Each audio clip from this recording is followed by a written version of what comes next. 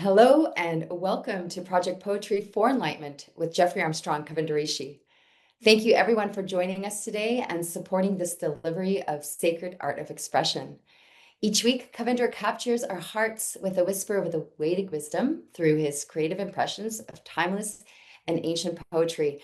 And today you will hear Kavindra's play on words, where he plays with words in a way that we can smile and laugh and listen to this poetry. So Kavindra, please give us a little taste of how these poems come into your inspiration and this particular poem, the process that brought this creative expression for you. That's a great question, Hannah, because it hasn't been easy to be a poet in Western civilization, especially in the age of technology with so much change and transformation going on.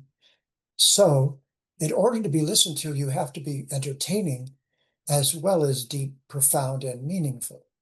And so the poetry will range from different departments, from cheeky and playful and streetwise. And I used to do it out on the streets when I was an executive in Silicon Valley.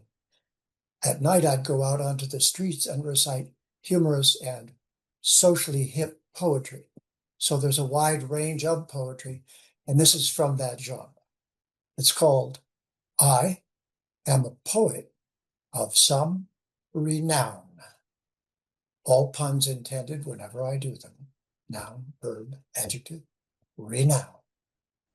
I am a poet of some renown. Renown, pronoun, a proper noun, not unknown for my ready wit with which to, not a few, infinitives split unto, into, and to, then to I have conjugated a verb or two. To be frank, a verbal menage-a-trois, a Times Roman orgy of what I saw, an old saw, cutting from A to Z, the board of knowledge, the tree to be, avoiding the knot of not or naught, setting traps to be carefully caught. It was I who penned the Kama Sutra, with various positions from which to refute you, twisting and turning every reference between the dilemma's horns, a vast deference in all, a twining cunilingual sex, but prophylactic, the proverbial safe lex, unabridged and newly revised, unexpurgated and skillfully devised to titillate your cerebral clitoris with a hot-off-the-press expanded thesaurus, a word on, poking only, fun, a shaft of light-hearted, teasing pun. I'm only a poet, screwing around in jest, and you were really great. Trust me, you were the best.